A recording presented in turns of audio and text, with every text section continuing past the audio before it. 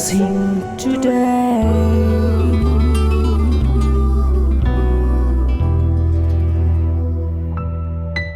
Blessing ടുഡേയിലേക്ക് സ്വാഗതം. ഇന്നത്തെ എപ്പിസോഡുമായി നിങ്ങളുടെ മുൻപിൽ നിൽക്കുമ്പോൾ ഒത്തിരി അനുഗ്രഹിക്കപ്പെട്ട കാര്യങ്ങൾ ഇന്നത്തെ എപ്പിസോഡിൽ ഞങ്ങൾ ഉൾക്കൊള്ളിച്ചിട്ടുണ്ട്. അനുഗ്രഹിക്കപ്പെട്ട സന്ദേശങ്ങളുണ്ട്. എന്നാൽ ആ സന്ദേശത്തിലേക്കൊക്കെ പോകുന്നതിന് മുൻപായിട്ട് ഇന്നത്തെ നമ്മുടെ സാമ്പത്തിക സഹായി എന്നുള്ളത് കുവൈറ്റിൽ നിന്ന് വർഗീസ് മാത്യു ആണ്. അദ്ദേഹത്തിന് വേണ്ടി നമുക്കിപ്പോൾ പ്രാർത്ഥിക്കാം. കർത്താവെ, ഞങ്ങൾ ഒരുമിച്ച് ചേർന്ന് അദ്ദേഹത്തിൻ്റെ മാതാപിതാക്കൾക്ക് വേണ്ടി പ്രാർത്ഥിക്കുന്നു. മാത്യുവിന് വേണ്ടി, മോളിക്ക് വേണ്ടി ഞങ്ങൾ പ്രാർത്ഥിക്കുന്നു. കർത്താവെ, അവരുടെ രണ്ടു പേരുടെ മേലും ദൈവികമായ ആരോഗ്യം ഉണ്ടാകട്ടെ എന്ന് പ്രാർത്ഥിക്കുന്നു. കർത്താവെ, അപ്പോൾ തന്നെ അവർ നടത്തുന്ന ആ ടീ ഫാക്ടറിയിൽ കർത്താവെ വലിയ അനുഗ്രഹങ്ങളും അഭിവൃദ്ധിയും ഉണ്ടാകട്ടെ എന്ന് പ്രാർത്ഥിക്കുന്നു. കർത്താവെ, വർഗീസിനും കുടുംബത്തിനുമായി ഞങ്ങൾ ഒരുമിച്ച് ഒരിക്കൽ കൂടെ പ്രാർത്ഥിക്കുന്നു. തൻ്റെ സഹോദരി ആനിക്കും കുടുംബത്തിനുമായി പ്രാർത്ഥിക്കുന്നു. കുടുംബത്തിൽ വേണ്ട എല്ലാ നന്മകളും കർത്താവെ അങ്ങ് കൊടുത്ത് ഇവരെ അനുഗ്രഹിക്കണമേന്ന് പ്രാർത്ഥിക്കുന്നു. അങ്ങ് സഹായിച്ചതിനായി നന്ദി, അനുഗ്രഹിച്ചതിനായി നന്ദി, യേശുവിൻ്റെ നാമത്തിൽ തന്നെ. ആമേൻ, ആമേൻ. ഇന്നത്തെ ഈ എപ്പിസോഡിൻ്റെ പിറകിൽ പ്രവർത്തിച്ചതിന് ബ്രദർ വർഗീസ് മാത്യുവിനോടുള്ള പ്രത്യേകമായ നന്ദി ബ്ലെസ്സിംഗ് ടുഡേയുടെ പേരിൽ ഞാൻ അറിയിക്കുകയാണ്. കർത്താവ് നിങ്ങളെ ധാരാളമായി അനുഗ്രഹിക്കട്ടെ എന്ന് പ്രാർത്ഥിക്കുന്നു, ആശംസിക്കുന്നു.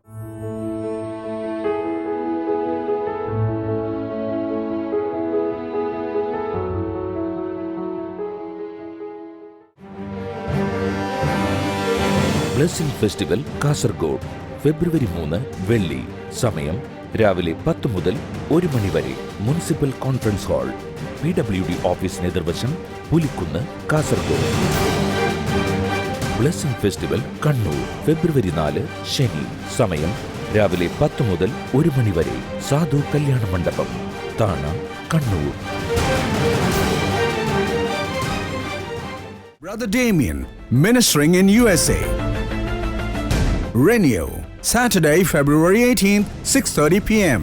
Rock of the Nations Church, 13216 Fairford Avenue, Norwalk, California 90650. Call +1 562 361 7635.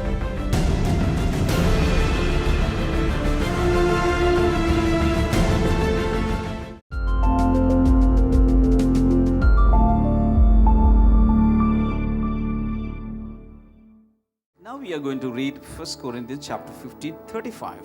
നമ്മൾ 1 കൊരിന്ത്യർ 15-ാം അധ്യായത്തിന്റെ 35-ാമത്തെ വചനം നമ്മൾ വായിക്കുകയാണ്. 1 Corinthians 15:35. 1 കൊരിന്ത്യർ 15:35. But someone will ask, how are the dead raised? With what kind of body will they come? മരിച്ചവർ എങ്ങനെ ഉയർപ്പിക്കപ്പെടുന്നു? ഏതുതരം ശരീരത്തോടെ അവർ വരുന്നു എന്ന് ചിലർ ചോദിച്ചേക്കാം. So the church of Corinth, the believers were so eager to know things. കൊരിന്ത്യ സഭയിലുള്ള ആളുകൾക്ക് ഇങ്ങനെയുള്ള കാര്യങ്ങൾ അറിയാൻ വളരെ ആകാംക്ഷയായിരുന്നു. So that they wrote a letter to Paul. അവർ പൗലോസിന് കത്തെഴുതി, Paul, what do you mean by resurrection? പൗലോസേ, ഈ ഉയർത്തെഴുന്നേൽപ്പ് എന്ന് പറഞ്ഞാൽ എന്താണ് അതിന്റെ If a അർത്ഥം? man is resurrecting, how will be his body after resurrection? ഒരു ആൾ ഉയർത്തെഴുന്നേൽക്കുകയാണെങ്കിൽ തന്നെ ഉയർത്തെഴുന്നേറ്റ ശേഷം അവന്റെ ശരീരം എങ്ങനെയായിരിക്കും? Suppose if a man has a twisted hand like this on earth. ആ ആൾക്ക് ഭൂമിയിലായിരുന്നപ്പോൾ ഇതുപോലെ വളഞ്ഞ ഒരു കൈ ആയിരുന്നെങ്കിൽ, when he resurrects, will he be still like this? അദ്ദേഹം ഉയർത്തെഴുന്നേൽക്കുമ്പോഴും ഈ കൈ ഇപ്രകാരം തന്നെ ഇരിക്കുമോ? They had a lot of doubts. അവർക്ക് ഒത്തിരി സംശയങ്ങളുണ്ടായി. So Paul prayed to God. പൗലോസ് കർത്താവിനോട് പ്രാർത്ഥിച്ചു. And God revealed a lot of things. നിരവധി കാര്യങ്ങൾ പൗലോസിന് ദൈവം വെളിപ്പെടുത്തി So കൊടുത്തു. he is writing, someone may ask, how are the dead raised? അവർ ചോദിക്കുകയാണ്, മരിച്ചവർ എങ്ങനെ ഉയർപ്പിക്കപ്പെടുന്നു? With what kind of body? ഏത് ശരീരത്തോടെ എന്ന് ചോദിക്കുന്നു. 36. How foolish. What is so does not come to life unless it dies. ബുദ്ധികെട്ട മനുഷ്യ, നീ വിതയ്ക്കുന്നത് ചാകുന്നില്ലെങ്കിൽ ജീവിക്കുകയില്ല. Hallelujah. Hallelujah. In other words, burying a dead body is like sowing a seed. മറ്റൊരു വാക്കിൽ പറഞ്ഞാൽ ഒരു ശവശരീരം അടക്കുന്നത് ഒരു വിത്ത് വിതയ്ക്കുന്നത് പോലെയാണ്. Sowing a seed. എത്ര പേര് അമരയുടെയോ മത്തങ്ങയുടെയോ വഴുതനങ്ങയുടെയോ എന്തിൻ്റെയെങ്കിലും വിത്ത് വിതച്ചിട്ടുള്ള എത്ര പേരുണ്ട്? പരീക്ഷണാടിസ്ഥാനത്തിലെങ്കിലും ചെയ്തിട്ടുണ്ട്. In almost all burial services, funeral services, I say this: we are going to sow a seed now. മിക്കവാറും എല്ലാ ശവമടക്ക ശുശ്രൂഷകളിലും ഞാനിത് പറയാറുണ്ട്. നമ്മളിപ്പോൾ ഒരു വിത്ത് വിതയ്ക്കുകയാണ്. When you bury a dead body, what are we really doing? We are sowing a seed. ഒരു മൃതശരീരം നമ്മൾ അടക്കുമ്പോൾ എന്താണ് നമ്മൾ യഥാർത്ഥത്തിൽ ചെയ്യുന്നത്? അവിടെ ഒരു വിത്ത് മണ്ണിലേക്ക് വിതയ്ക്കുകയാണ്. 37. When you sow, you do not plant the body that will be, but just a seed, perhaps of wheat or of something else. നാം വിതയ്ക്കുമ്പോൾ ഉണ്ടാകാനിരിക്കുന്ന ശരീരമല്ല, പിന്നെയോ ഗോതമ്പിന്റെയോ മറ്റെന്തിന്റെയോ വിത്ത് മാത്രമാണ് വിതയ്ക്കുന്നത്. But God gives it a body as He determined, and to each kind of seed He gives its own body. എന്നാൽ ദൈവം തന്റെ ഹിതപ്രകാരം അതിനൊരു ശരീരവും ഓരോ തരം വിത്തിനും അതതിന്റെ ശരീരവും കൊടുക്കുന്നു. Hallelujah. Hallelujah. So when you sow a seed, നമ്മൾ ഒരു വിത്ത് വിതയ്ക്കുമ്പോൾ and after a few weeks, ചില ആഴ്ചകൾക്ക് ശേഷം when you dig, നിങ്ങൾ കുഴിച്ചു നോക്കുമ്പോൾ you're not getting the same seed. അതേ വിത്തല്ല നിങ്ങൾക്ക് കിട്ടുക. Instead, life will come out. അതിന് പകരമായി ഒരു ജീവൻ അതിൽ നിന്ന് ആരംഭിച്ചിരിക്കുന്നു. Hallelujah. Hallelujah. A new life, a new plant is coming out. ഇതാ ഒരു പുതിയ തളിർപ്പ് അതിൽ നിന്ന് ഉടലെടുക്കുകയാണ്. In other words, never compare the resurrected body with the dead body you buried. ഒരിക്കലും ഉയർത്തെഴുന്നേറ്റ ശരീരവും മരിച്ച അടക്കിയ ശരീരം തമ്മിൽ ഒരിക്കലും താരതമ്യം ചെയ്യരുത്. There is no comparison. അവിടെ താരതമ്യം നടക്കുകയില്ല. Because God is going to give you a brand new body. കാരണം കർത്താവ് നിങ്ങൾക്ക് ഒരു പുതിയ ശരീരമാണ് നൽകാൻ പോകുന്നത്. Hallelujah. Hallelujah. Brand new one. ഏറ്റവും പുതുക്കമുള്ളത്. So if a man's hand is like this, ഒരു വ്യക്തിയുടെ കൈ ഇങ്ങനെയാണെങ്കിൽ, and you sowed the seed, നിങ്ങൾ ആ വിത്ത് വിതച്ചെങ്കിൽ, that dead body is buried. ആ മൃതശരീരം When അടക്കപ്പെട്ടു. Jesus comes back, യേശു മടങ്ങി വരുമ്പോൾ, when he resurrects, അവൻ ഉയർത്തെഴുന്നേൽക്കുമ്പോൾ, he will not be having this kind of a hand. ഇപ്രകാരമുള്ളൊരു കൈ ആയിരിക്കില്ല എനിക്കുണ്ടായിരിക്കുക. He will be having a glorious body, അവൻ ഒരു മഹത്വപൂർണമായ തേജസ്സുള്ള a ശരീരമായിരിക്കും. perfect body. പൂർണ്ണതയുള്ള ശരീരം. Verse number 40, there are also heavenly bodies and there are earthly bodies, but the splendor of the heavenly bodies is one kind and the splendor of the earthly bodies is another. സ്വർഗീയ ശരീരങ്ങളുമുണ്ട്, ഭൗമിക ശരീരങ്ങളുമുണ്ട്. സ്വർഗീയ ശരീരങ്ങളുടെ തേജസ് ഒരു വിധത്തിലുള്ളത്, ഭൗമ ശരീരങ്ങളുടെ തേജസ് മറ്റൊരു വിധത്തിലുള്ളത്. Another comparison, 41, the sun has one kind of splendor, the moon another, and the stars another, and star differs from star in splendor. സൂര്യന്റെ തേജസ് ഒരു വിധം, ചന്ദ്രന്റേത് മറ്റൊരു വിധം, നക്ഷത്രങ്ങളുടെ തേജസ് വേറൊരു വിധം. നക്ഷത്രവും തമ്മിൽ തേജസ്സിൽ വ്യത്യാസമുണ്ട്. What do you understand? എന്ത് മനസ്സിലായി? At noon, if you look up, it will be impossible for you to keep your eyes fixed there. നിങ്ങൾ ഉച്ചയ്ക്ക് നിങ്ങൾ മുകളിലേക്ക് നോക്കിക്കഴിഞ്ഞാൽ നിങ്ങൾക്ക് നോക്കി നിൽക്കുവാൻ കഴിയുകയില്ല. It's so bright. അത്രയും പ്രകാശമായിരിക്കും. Blinding light. നമ്മളെ അന്ധമാക്കുന്ന രീതിയിലുള്ള പ്രകാശം. But in the night, if you look at the moon, എന്നാൽ രാത്രിയിൽ ചന്ദ്രനെ നോക്കുകയാണെങ്കിൽ, you can look at the moon for 20 minutes, നിങ്ങൾക്ക് or 2 hours, no problem. 20 minute 2 മണിക്കൂറൊക്കെ നോക്കി നിൽക്കാൻ ഒരു കുഴപ്പമില്ല. And you can look at the twinkling stars. നിങ്ങൾക്ക് മിന്നുന്ന നക്ഷത്രങ്ങളെ Many hours you can look at it. മണിക്കൂറുകൾ നിങ്ങൾക്ക് അതിനെ നോക്കി നിൽക്കാം. No problem. ഒരു പ്രശ്നമില്ല. വർഷങ്ങൾക്ക് മുൻപ് ബ്ലെസ്സിംഗ് ടുഡേ TV പ്രോഗ്രാം നാം തുടങ്ങുമ്പോൾ അത് വളരെ ശൂന്യതയിൽ നിന്ന്, ഒന്നുമില്ലായ്മയിൽ നിന്ന്, പൂജ്യത്തിൽ നിന്ന്, ഒരുപക്ഷെ നെഗറ്റീവിൽ നിന്ന് എന്ന് പറയേണ്ടി വരും. അങ്ങനെയായിരുന്നു നമ്മൾ അന്ന് തുടങ്ങിയത്. പക്ഷേ അതിനുശേഷം എത്രയോ സാമ്പത്തിക സഹകാരികൾ, നമ്മുടെ മിഷൻ പാർട്ട്നേഴ്സ് ഒരുമിച്ച് ചേർന്ന് വന്നപ്പോഴാണ് ഇതൊരു വിജയമായി തീർന്നത്. എന്നാൽ ഇതൊന്നും ഒരു വലിയ വിജയമാണ് എന്ന് നമുക്ക് ആർക്കും അവകാശപ്പെടാൻ സാധ്യമല്ല. ഇനിയും ജനലക്ഷങ്ങളിലേക്ക് ഈ പ്രോഗ്രാം എത്തിച്ചേരേണ്ടതായിട്ടുണ്ട്. അതിനു വേണ്ടിയിട്ട് നമുക്ക് മിഷൻ പങ്കാളികളെ ആവശ്യമായിട്ടുണ്ട്. ഈ ബ്ലെസ്സിംഗ് ടുഡേ TV പ്രോഗ്രാമിന് വേണ്ടി പ്രവർത്തിക്കുവാൻ പല തരത്തിൽ നിങ്ങൾക്ക് പ്രവർത്തിക്കാൻ സാധിക്കും, പല വിധത്തിൽ നിങ്ങൾക്ക് പ്രവർത്തിക്കാൻ സാധിക്കും. അതെങ്ങനെയൊക്കെയാണ് പ്രവർത്തിക്കാൻ സാധിക്കുന്നത് എന്ന് നിങ്ങൾക്ക് അറിയാൻ താല്പര്യമുണ്ടെങ്കിൽ, അങ്ങനെ പ്രവർത്തിക്കാൻ നിങ്ങൾക്കൊരാഗ്രഹമുണ്ടെങ്കിൽ, നിങ്ങൾ ചെയ്യേണ്ടത് 0484222133 എന്ന് ഇപ്പോൾ സ്ക്രീനിൽ കാണുന്ന നമ്പറിലേക്ക് ഒരു മിസ്ഡ് കോൾ അയയ്ക്കുക. ഞങ്ങളുടെ ശുശ്രൂഷകന്മാർ നിങ്ങളെ കോൺടാക്ട് ചെയ്യുന്നതാണ്. എങ്ങനെ ഈ മിനിസ്ട്രിയുമായിട്ട് നിങ്ങൾക്ക് പങ്കുകാരായി തീർന്ന്, പങ്കാളികളായി തീർന്ന് പ്രവർത്തിക്കാൻ സാധിക്കുമെന്നതിനെക്കുറിച്ചുള്ള കൂടുതൽ ഡീറ്റെയിൽസ് നൽകുന്നതാണ്. ഈ വർഷം, ഈ വരുന്ന വർഷങ്ങളിൽ ദൈവം നമ്മളെ ഒരുമിച്ച് കർത്താവിന് വേണ്ടി പ്രവർത്തിക്കുവാനായി സഹായിക്കട്ടെ എന്ന് ഞാൻ ആശംസിക്കുന്നു, പ്രാർത്ഥിക്കുന്നു. So in the same way, after resurrection, different bodies, different people will have different grades of splendor. അതുപോലെ തന്നെ ഉയർത്തെഴുന്നേൽപ്പിന് ശേഷം ഓരോ വ്യക്തികൾക്കും ഓരോ ശരീരത്തിനും പല തരത്തിലുള്ള തേജസ്സായിരിക്കും ഉണ്ടായിരിക്കുക. Hallelujah. Hallelujah. 42. So will it be with the resurrection of the dead. 42 മരിച്ചവരുടെ പുനരുത്ഥാനവും അങ്ങനെ തന്നെ. The body that is sown is perishable, it is raised imperishable. നശ്വരമായ ഒരു ശരീരം വിതയ്ക്കപ്പെടുന്നു, അനശ്വരമായ ഒരു ശരീരം ഉയർപ്പിക്കപ്പെടുന്നു. Say amen. ഒരു ആമേൻ. Hallelujah. Hallelujah. So remember one thing, in heaven there is no hospital. ഒരു കാര്യം ഓർക്കുക, സ്വർഗ്ഗത്തിൽ ആശുപത്രികളൊന്നുമില്ല. No super speciality hospital is needed there. അവിടെ ഒരു സൂപ്പർ സ്പെഷ്യാലിറ്റി ഹോസ്പിറ്റലിന്റെ ആവശ്യകതയില്ല. Because there is no sickness. കാരണം അവിടെ രോഗമില്ല. There is no weakness.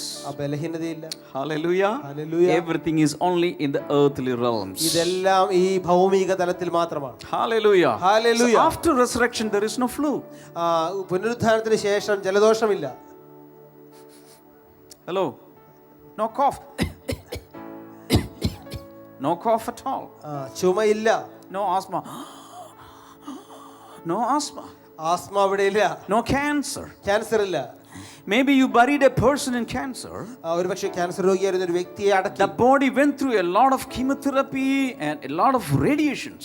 ആ ശരീരം ഒത്തിരി കീമോതെറാപ്പി റേഡിയേഷനിലൂടെ കടന്നുപോയതാണ്. When Jesus comes, എന്നാൽ യേശു മടങ്ങി വരുമ്പോൾ the new body will not have any cancerous cells in it.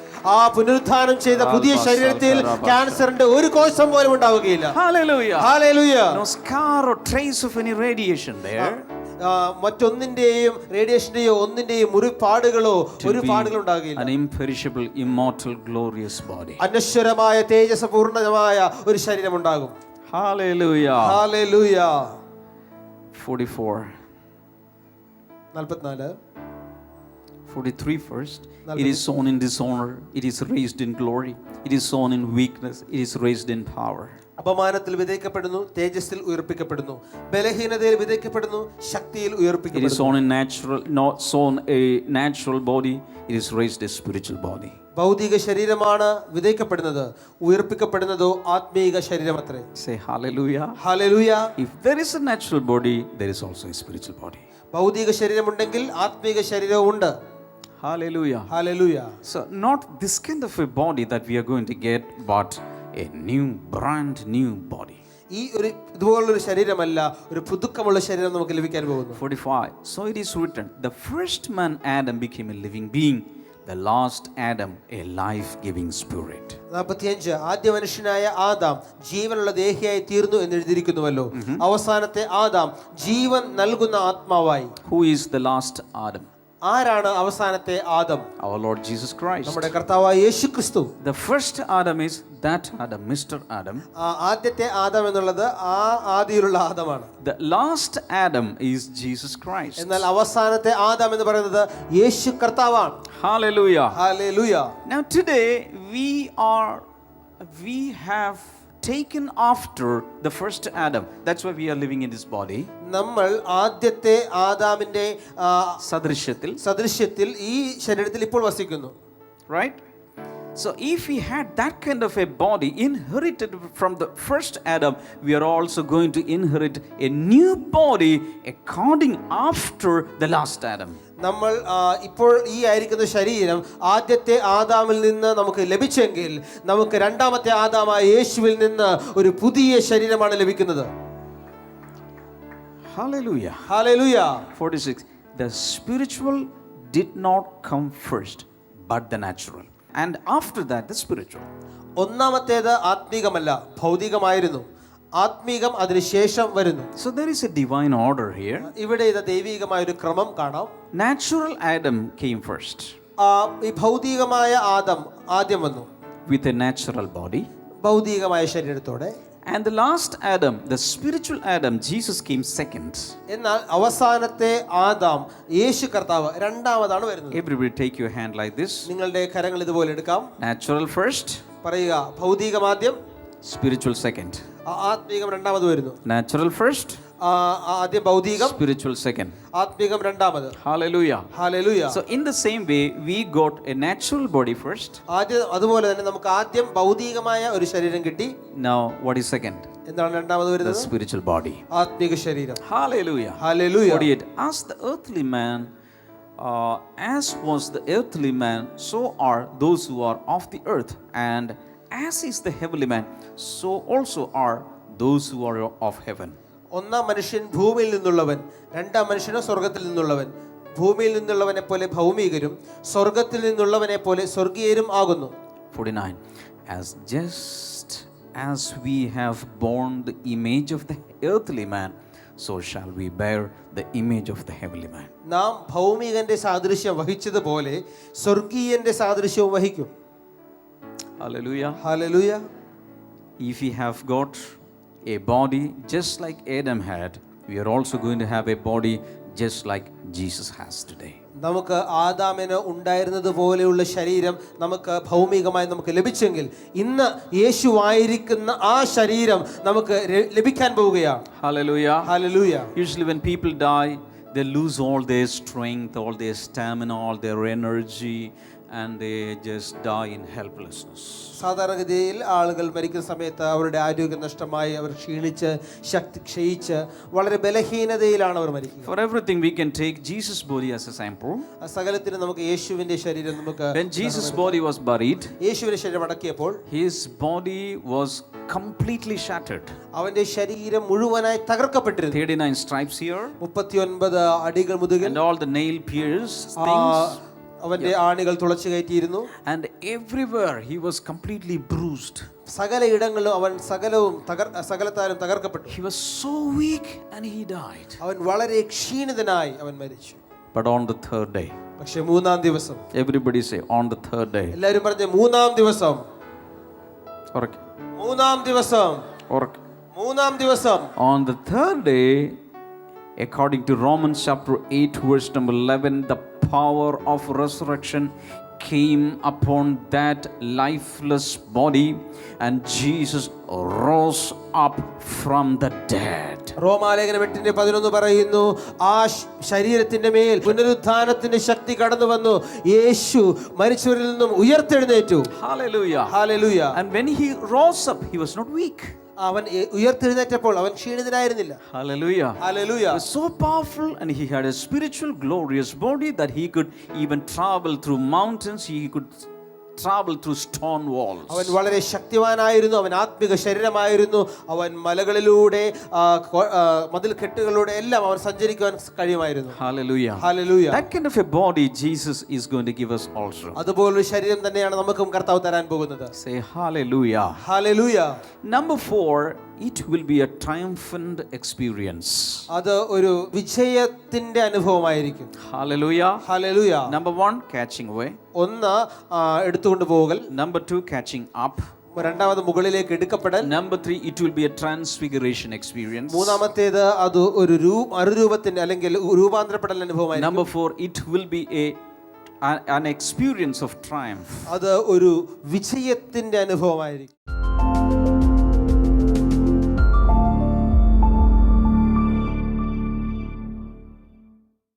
ഈ സഹോദരൻ്റെ പേര് കിരൺ എന്നാണ്.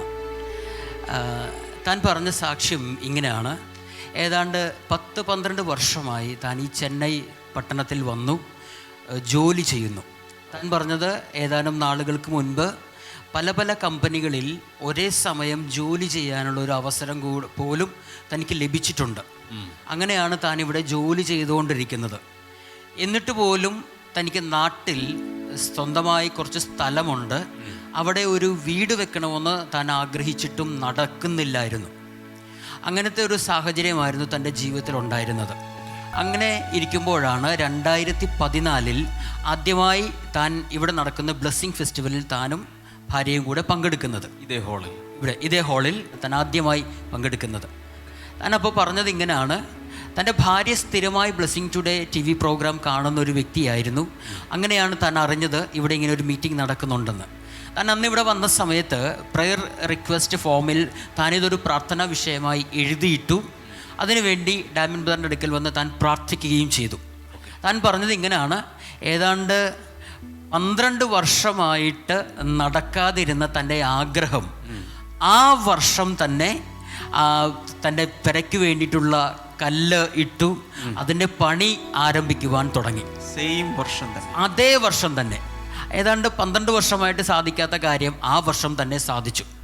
അങ്ങനെ പണി മുന്നോട്ട് പോയിക്കൊണ്ടിരിക്കുമ്പോഴാണ് തൻ്റെ ജീവിതത്തിൽ വേറൊരു സംഭവം നടന്നത്.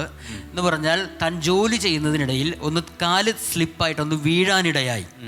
വീണ സമയത്ത് ഈ മുട്ടുകാലിൻ്റെ നമ്മുടെ ചിരട്ട അതൊന്ന് തിന്നിപ്പോയി. ഓക്കെ. പക്ഷേ ഹോസ്പിറ്റലിൽ ചെന്നപ്പോഴേക്കും അവരത് പഴയതുപോലെ തന്നെ തിരിച്ചിട്ട് കൊടുത്തു. പക്ഷേ അതിനിടയ്ക്ക് തൻ്റെ ആ ജോയിൻറ്റിൽ ഒരു സ്ക്രാച്ച് വീണു. ഓക്കെ. ആ ഭാഗത്തൊരു സ്ക്രാച്ച് വീണത് കൊണ്ട് ഡോക്ടർ സ്കാൻ ചെയ്തു, MRI സ്കാൻ ചെയ്തതിന് ശേഷം പറഞ്ഞു ഒരു സർജറിയിലൂടെ അല്ലാതെ ഇത് ശരിയാകത്തില്ല എന്ന് പറഞ്ഞു. അപ്പോൾ ആ കാലത്ത് താൻ അനുഭവിച്ച ബുദ്ധിമുട്ടുകൾ എന്ന് പറഞ്ഞത് തനിക്ക് മുട്ട് മടക്കാൻ പറ്റത്തില്ല, ഭയങ്കര വേദനയായിരിക്കും, ജോലിക്ക് പോകാൻ പറ്റത്തില്ല.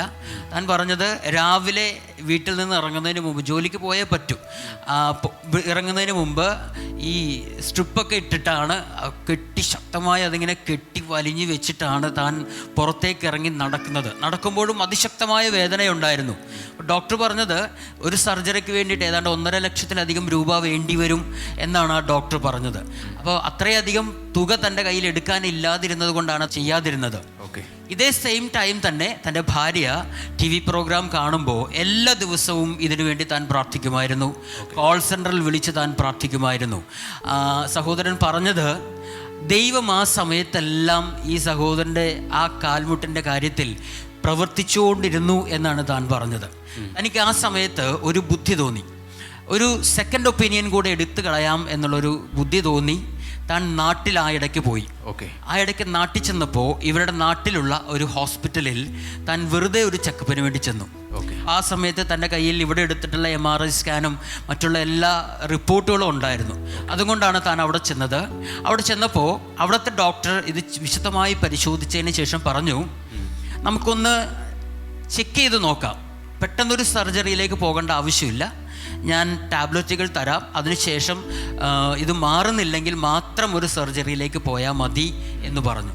അപ്പോൾ ഈ സഹോദരൻ പറഞ്ഞത് അവിടുത്തെ ഡോക്ടേഴ്സ് കൊടുത്ത ടാബ്ലറ്റും ഇവിടുത്തെ ഡോക്ടേഴ്സ് കൊടുത്ത ടാബ്ലറ്റും സെയിം ആയിരുന്നു, ഒരു വ്യത്യാസം ഉണ്ടായിരുന്നില്ല. പക്ഷേ അത് കഴിച്ച ഏതാനും ദിവസത്തിന് ശേഷം താൻ അവിടെ ചെന്നപ്പോൾ ആ ഡോക്ടർ പറഞ്ഞു അവിടെ ഒരു സർജറിയുടെ ആവശ്യമില്ല.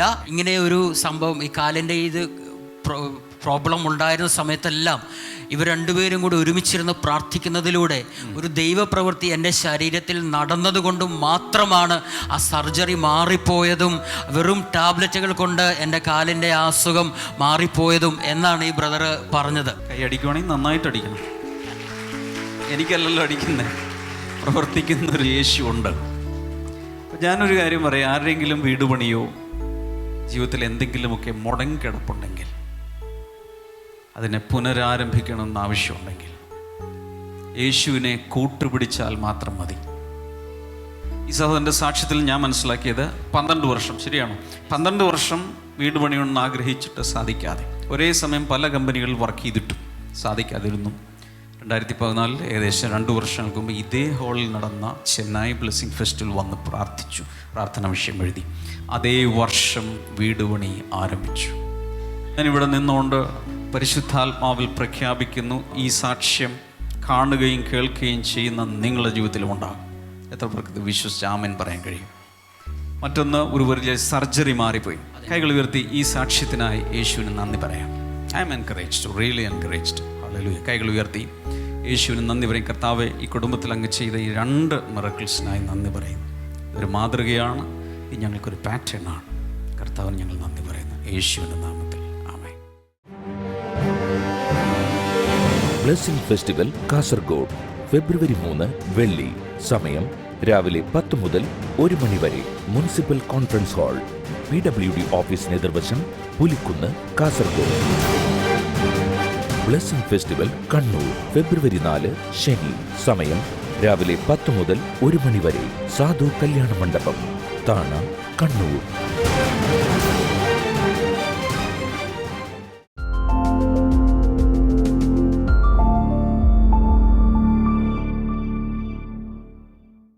ഇനി നമ്മൾ ഒരുമിച്ച് ചേർന്ന് പ്രാർത്ഥിക്കാൻ പോവുകയാണ്. അല്പനിമിഷം മുൻപ് നിങ്ങൾ കേട്ട ഒരു സാക്ഷ്യം, കാലിൻ്റെ മുട്ടിനകത്ത് നടന്ന പ്രശ്നത്തെ കർത്താവ് സൗഖ്യമാക്കിയത്. വിശ്വസിക്കുക, അതുപോലെയുള്ള സൗഖ്യങ്ങൾ കർത്താവ് ഇന്ന് ഈ സമയത്ത് നിങ്ങളായിരിക്കുന്ന സ്ഥലത്ത് യേശു കർത്താവ് ചെയ്യാൻ പോവുകയാണ്. കർത്താവെ, ഞങ്ങൾ ഒരുമിച്ച് ചേർന്ന് പ്രാർത്ഥിക്കുന്നു. രോഗികളായിട്ടുള്ളവർക്ക് വേണ്ടി പ്രാർത്ഥിക്കുന്നു. ഈ കേട്ട സാക്ഷ്യം പോലെ കാൽമുട്ടിന് പ്രശ്നമുള്ള വ്യക്തികൾ ഇപ്പോൾ തന്നെ സൗഖ്യമാകട്ടെ കർത്താവെ, പൂർണ്ണ വിടുതൽ സംഭവിക്കട്ടെ എന്ന് പ്രാർത്ഥിക്കുന്നു. രേണുക എന്ന് പറയുന്ന ഒരു പേരാണ് കർത്താവ് എന്നെ കാണിക്കുന്നത്. ആ വ്യക്തി വലിയ ഭാരത്തിലാണ്. നിങ്ങളുടെ ശാരീരികമായിട്ട് നിങ്ങൾ പല വിധത്തിലുള്ള രോഗങ്ങളുണ്ട്, സാമ്പത്തികമായ ഞെരുക്കങ്ങളിലൂടെ വിഷമിച്ചുകൊണ്ടിരിക്കുകയാണ്. ഇത്തരം എല്ലാ തരത്തിലും നിങ്ങൾ വലിയ പ്രശ്നങ്ങളിലൂടെ പോവുകയാണ്. യേശുവിൻ നാമത്തിൽ രേണുക എന്ന് പറയുന്ന വ്യക്തിയുടെ ജീവിതത്തിൽ വലിയ വിടുതൽ ഇപ്പോൾ ഈ പ്രോഗ്രാമിലൂടെ സംഭവിക്കട്ടെ എന്ന് പ്രാർത്ഥിക്കുന്ന കർത്താവേ, ഹല്ലേലൂയ.